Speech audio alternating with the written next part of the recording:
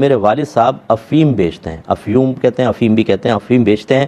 اور ہم منع کرتے ہیں لیکن وہ باز نہیں آتے، اور اس پیسے سے پھر وہ گھر میں راشن بھی لاتے ہیں اور دیگر سامان لے کر آتے ہیں اور وہی سب کھانا کھاتے ہیں۔ تو مجھے بھی کھانا پڑتا ہے، بڑی مجھے شدید قسم کی کوفت ہوتی ہے، اور میری عنقریب شادی ہونے والی ہے اور مجھے یقین ہے کہ اکثر خرچہ اسی پیسے سے کریں گے، تو کیا حکم شرع ہوگا؟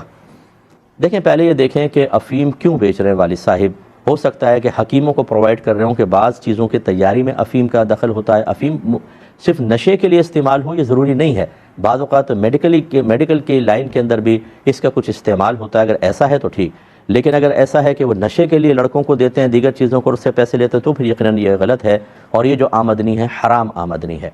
لیکن اب تفصیل میں جائے بغیر کہ یہ بڑی ٹیکنیکل چیز ہے، یہاں سمجھانا تھوڑا سا طوالت اختیار کر لے گا، تو اختصار کے ساتھ ہمارے قول پہ اعتماد کر کے آپ کر لیں کہ اگر کوئی حرام پیسے سے کسی چیز کو خریدتا ہے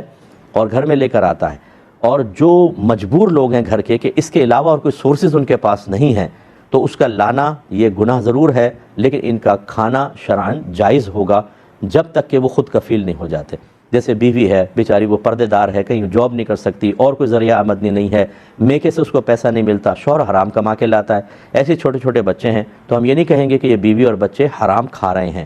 شوہر حرام لے کر آ رہا ہے، حرام کما رہا ہے، گناہگار ہے، لیکن ان کا بقدر ضرورت اس چیز کو استعمال کرنا شرعاً جائز ہے، تو لہٰذا کھانے پینے میں آپ کا کوئی مسئلہ نہیں ہے۔ اور شادی بیاہ کے اندر کون سا وہ آپ کو کھلا پلا رہے ہیں، وہ تو اندر کوئی جائے گا۔ اگر وہ سامان لا کر دے رہے ہیں، تو اگر وہ آپ کو تحفتاً دیتے ہیں، گفٹ جیسے باپ ہوتا ہے وہ تحفہ ہی دے رہا ہوتا ہے، اس میں آپ کو تحقیق کی بھی حاجت نہیں ہے کہ والد صاحب کہاں سے لے کر آئے۔ اگر وہ آپ کو تحفہ دے دیتے ہیں تو آپ اس کو قبول کر سکتے ہیں، تو شادی بیاہ اگر ہو جائے تو اس میں آپ لڑائی جھگڑا نہ کریں۔ ہاں، جب کبھی اللہ تبارک و تعالیٰ آپ کو ایسا خود کفیل کر دے کہ اس پیسے کو آپ